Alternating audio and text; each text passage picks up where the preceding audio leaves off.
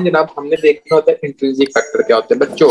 अगर for example इसको बहुत सिंपल तरीके में अगर मैं आप लोगों को बताऊं कि जो इंट्रिंसिक फैक्टर होता है इसके अंदर हिसाब क्या होता है। अगर आप ये देखें कि ये आपका स्टोमिक शरीफ है, स्टोमिक के अंदर से पाराइटल सेल से आपका इंट्रिंसिक फैक्टर जो होता है वो रिलीज होता है। यहाँ से क्या होता है, आपका इंट्रिंसिक फैक्टर जो होता है वो रिलीज होता है, ठीक हो गया, पाराइटल सेल से। अब जैसे ही स्टोमिक के पाराइटल सेल से इंट्रिंसिक फैक्टर साहब ये रिलीज हुआ, इसका काम क्या होता है, इसका काम ये होता है कि विटामिन B12 के साथ लग जाना।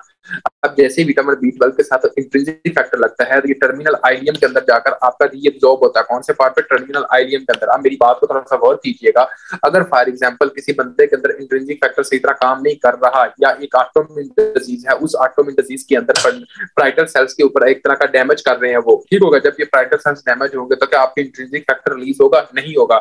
जब आपका इंट्रिंसिक फैक्टर रिलीज नहीं होगा तो क्या होगा, जो आपका विटामिन B12 होगा वो इंट्रिंसिक फैक्टर के साथ मिला ही नहीं। जब आपका विटामिन B12 इंट्रिंसिक फैक्टर के साथ मिला ही नहीं तो क्या टर्मिनल आइलियम के अंदर अब्सॉर्ब होगा? नहीं होगा। तो विटामिन B12 कहाँ जाएगा? आपके स्टूल के अंदर जाएगा। जब विटामिन B12 आपके स्टूल के अंदर जा रहा है तो आपकी बॉडी से बाहर निकल रहा है। जब आपकी बॉडी से बाहर निकल रहा है तो इसके नतीजे में क्या होता है, इसके नतीजे में बच्चों आप लोगों ने ये कहना होता है कि हाँ जी जनाब, pernicious anaemia, most common cause of vitamin B, most common anaemia of vitamin B12 कौन सा होता है? आप लोगों ने कहना पर्नीशियस अनीमिया, सबसे मोस्ट कॉमन ये वाला होता है, ठीक हो गया। तो आप देखें बच्चों, पाराइटल सेल से रिलीज होता है विटामिन B12 बाइंडिंग जो होती है वो जनाब आप लोगों ने कहना है कि हाँ जी टर्मिनल आइलियम के अंदर होती है। आगे देखो यहाँ पे क्या लिखा हुआ है, ऑटोइम्यून डिस्ट्रक्शन होती है पाराइटल सेल्स की, क्रोनिक गैस्ट्राइटिस, पर्नीशियस अनीमिया हो जाता होता है। ये आप लोगों ने देख लिया कि हाँ जी जनाब इसके अंदर क्या होता है। आगे हम देखते हैं कि हाँ जी जनाब वो बंदा जिसके अंदर गैस्ट्रिक एसिड की सिक्रीशन होती है वो क्या काम क्या करता होता है, या गैस्ट्रिक एसिड क्या काम क्या करती होती है। बच्चों आप लोगों को पता होना चाहिए कि जो गैस्ट्रिक एसिड होता है वो कहाँ से रिलीज होता है, वो जनाब आपके पाराइटल सेल से रिलीज होता है। तो पाराइटल सेल से जो आपका एक तरह का मतलब कि ये जनाब गैस्ट्रिक एसिड जो होता है वो आपके पाराइटल सेल से रिलीज होता है। कौन स्टिमुलेट करता है? वेगस नर्व जो होती है वो आपकी स्टिमुलेट करती है, एसिटाइलकोलिन जो होती है वो आपकी स्टिमुलेट करती है। तो आप लोगों ने कहना है कि हाँ जी जनाब वेगस नर्व जो एसिटाइलकोलिन समान वेगस नर्व जो होती है या फिर एक तरह की एसिटाइलकोलिन जो होती है वो जनाब आपकी स्टिमुलेट करती होती है, जिसकी वजह से क्या होती है जनाब आपका जो एसिड यानी कि जो वो आपका रिलीज होता है, HCl जो होता है वो आपका रिलीज होता है। जब आपका HCl रिलीज होगा तो क्या होगा, पीएच क्या होगी आपकी एक तरह की कम होगी, ठीक हो गया।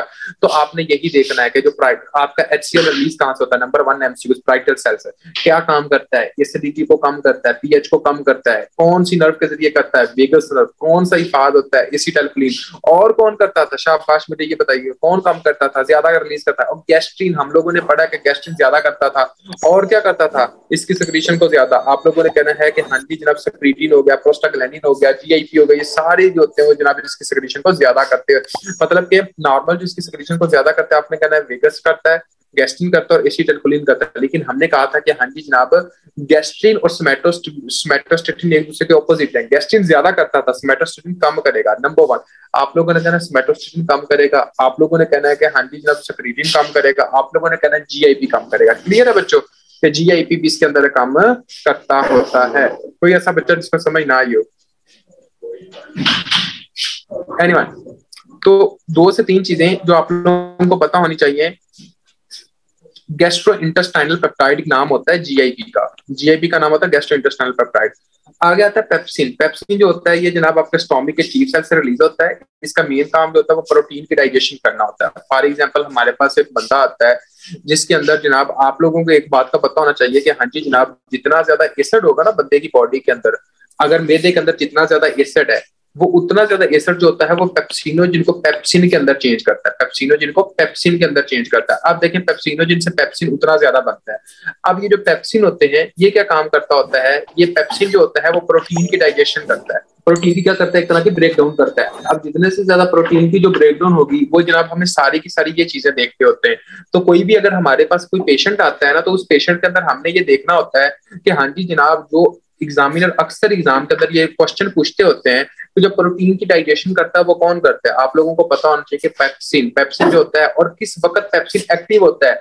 आप लोगों ने कहना है कि पेप्सिन बेसिकली उस वक्त एक्टिव होता है जब आपके मैदे की पीएच कम होती है, यानी कि जब आपकी मैदे के अंदर तेजाबियत ज्यादा होगी तब आपका पेप्सिन बनेगा। फिर वो पूछते हैं कि पेप्सिन बनता किससे, आपने कहना पेप्सिनोजिन से पेप्सिन बनता होता है और यही पेप्सिन जो होता है वो जनाब आपकी प्रोटीन की डाइजेशन करता है।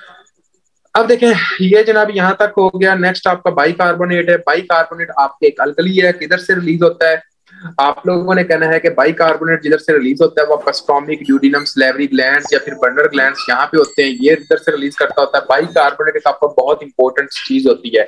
अगर बाइकार्बोनेट रिलीज ना हो तो क्या हो सकता है, देखें सलेवरी ग्लैंड आपका सलाइवा प्रोड्यूस करते हैं, अगर बाइकार्बोनेट सलाइवा के अंदर ना हो तो क्या होगा, और भाईजान ओरल कैविटी जो होगी वो मुकम्मल तौर पर जल के रह जाएगी, ठीक हो गया, क्योंकि बाइकार्बोनेट का काम होता है थोड़ा सा हलचली पैदा करना। बाइकार्बोनेट अगर स्टोमिक के अंदर, इंटेस्टाइन के अंदर पैदा नहीं होंगे तो आपके इंटेस्टाइन का बेड़ा गर्क गया, और ये इंटेस्टाइन के अंदर कहाँ से पैदा होते हैं, आपके बर्नर ग्लैंड से पैदा होते हैं, ये आप लोगों ने याद रखना है, ठीक हो गया। इनका जो मेन काम होता है वो क्या होता है, एसिड की एसिडिटी को कम करना और उसके बाद उसके साथ मिलके न्यूट्रलाइजेशन करना। तो जब भी आप फॉर एग्जांपल एसिड के साथ आपका बेस मिलेगा तो आपकी न्यूट्रलाइजेशन हो जाएगी, तो आपने देखना है कि यहाँ पे क्या करता है, न्यूट्रलाइज करता है एसिड को। उसके बाद आप लोगों ने ये बात अपने माइंड में रखनी होती है कि ये जनाब आपकी इसकी जो सिक्रीशन होती है वो पेंक्रियाज जो होता है या बाइल जो होता है उसके अंदर इसकी ज्यादा होती है, क्योंकि हम लोगों को पता था कि पेंक्रियाटिक सिक्रीशन जो होती है वो भी जनाब बाइकार्बोनेट को रिलीज करता है। थोड़ी देर पहले आप लोगों ने एक चीज डिस्कस की थी जिसका नाम था सेक्रीटिन, जो मैंने आप लोगों को पढ़ाई थी। यहाँ पे देखें सेक्रीटिन का जो मेन काम होता है वो क्या होता था, बाइकार्बोनेट न्यूट्रलाइज गैस्ट्रिन। ये देखें ये वाली जो लाइन ये आपको पता होना चाहिए जो कि इंपॉर्टेंट है। पेंक्रियाटिक सेक्रीशन कौन कौन सी होती है, इनके अंदर होता क्या है, तो सबसे पहले आप लोगों को पता होना चाहिए बच्चों, एक जो पेंक्रियाटिक सेक्रीशन के अंदर आती है उसको हम कहते होते हैं जनाब आपका अल्फा अमाइलेज। ये एक एमसीक्यू पूछा जाता है अक्सर कि अल्फा अमाइलेज क्या काम करता होता है, तो आप लोगों ने कहना है कि ये जनाब आपका एक तरह का स्टार्च की डाइजेशन करता है। ये किसकी डाइजेशन करता है, स्टार्च की डाइजेशन करने के अंदर हेल्प करता होता है, आपने ये कहना है। और ये एक्टिव फॉर्म के अंदर सिक्रीट होता है, किसकी, आपकी एक्टिव फॉर्म के अंदर आपका एक तरह का ये सिक्रीट होता है। नेक्स्ट आप लोगों को पता होना चाहिए कि हाँ जी जनाब आपके एक ऐसा कौन सा एंजाइम होता है जो कि फैट की डाइजेशन करता है, तो आपने कहना है लाइपेज। एक बहुत इंपॉर्टेंट एमसीक्यू आता है जो कि मल्टीपल टाइम आपके एग्जाम के अंदर पूछा भी जा सकता है।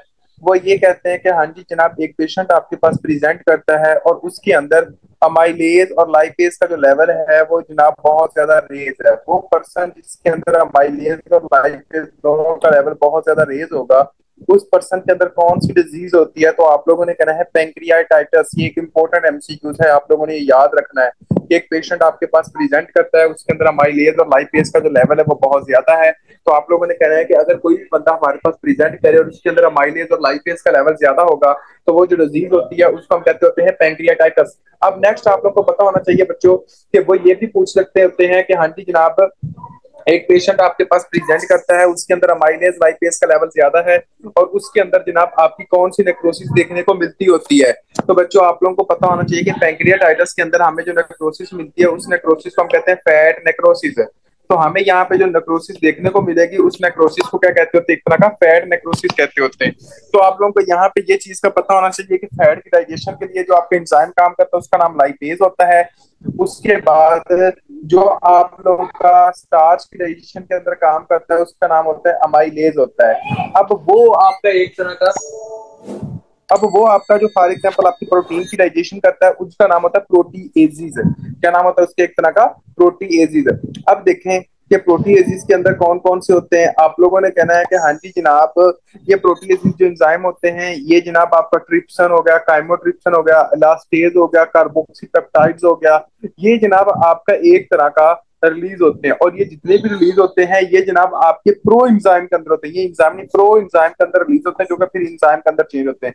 लेकिन मेन आप लोगों ने जो बात अपने माइंड में रखनी है वो यही है कि प्रोटीएजेस वो एंजाइम होते हैं जो प्रोटीन की डाइजेशन करते हैं। किसकी डाइजेशन करते हैं, आपकी एक तरह की प्रोटीन की डाइजेशन करते हैं। तो आपने ये कहना है कि प्रोटीएजेस आपके वो एंजाइम होते हैं जो कि जनाब आपकी एक तरह की प्रोटीन की डाइजेशन करते होंगे। और इसके अंदर कौन कौन से आते हैं, आप लोगों ने कहना ट्रिप्सन, काइमोट्रिप्सन, इलास्टेज, ये सारा कुछ, ठीक हो गया। अब देखें यहाँ पे एक बहुत इंपॉर्टेंट एमसीक्यूज आता होता है जो कि कई दफा आपसे पूछा भी जाता है कि हाँ जी जनाब कि आपका ट्रिप्सिनोजिन जो होता है ये आपकी कौन सी फॉर्म है। सबसे पहले बच्चों आप लोगों को पता होना चाहिए कि जो ट्रिप्सिनोजिन है ये आपकी इनएक्टिव फॉर्म है। कौन सी, ट्रिप्सिनोजिन जो होती है ये आपकी इनएक्टिव फॉर्म होती है।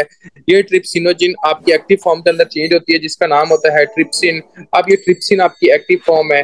अब आपको ये पता होना चाहिए कि ऐसा कौन सा एंजाइम होता है जो कि जनाब आपका ट्रिप्सिनोजिन को ट्रिप्सिन के अंदर चेंज करता होता है। तो आप लोगों ने कहना है उस एंजाइम का नाम होता है इंटेरोकाइनेज एंजाइम। बहुत इंपॉर्टेंट एमसीक्यूज है, कई दफा एग्जाम के अंदर पूछा गया है इंटेरोकाइनेज एमसीक्यूज। आपने कहना इंटेरोकाइनेज एक एंजाइम होता है जो कि जनाब आपका एक तरह का आपका जो कि जनाब आपका ट्रिप्सिनोजिन को ट्रिप्सन के अंदर चेंज करता होता है। और ये पाया कहाँ से जाता है, रिलीज कहाँ से होता है, आपने कहना है ये पाया जाता है ड्यूडिनम और ज्यूजिनम के अंदर, और ज्यूजिनम के अंदर होता है। ठीक हो गया। अब एक और बात होती है जो कि इंपॉर्टेंट है कि हाँ जी जनाब, इसको बेसिकली जो एक्टिव करता है वो कौन करता है, तो आप लोगों ने कहना है कि इसको जो एक्टिव करता होता है वो आपका एक तरह का एसिडिक मटेरियल करता है। बच्चों बात को क्या आपने समझना है कि जिस वक्त आपके मैदे के अंदर एसिडिक मटेरियल बहुत ज्यादा होता है उस वक्त आपका इंटेरोकाइनेज एंडोपेक्टिडेज ये एंजाइम बहुत ज्यादा एक्टिव होता है। जब इंटेरोकाइनेज बहुत ज्यादा एंजाइम एक्टिव होगा तो इसके नतीजे में ये जनाब आपके ट्रिप्सिनोजिन को ट्रिप्सन के अंदर चेंज करेगा, और ये जो ट्रिप्सन होती है ये जनाब इसकी एक्टिव फॉर्म होती है। क्लियर हो गया कि नहीं हुआ? अब आप लोगों को पता चल गया converted to active enzyme trypsin activation of the other proenzyme and cleaning of the additional trypsinogen molecule into active form।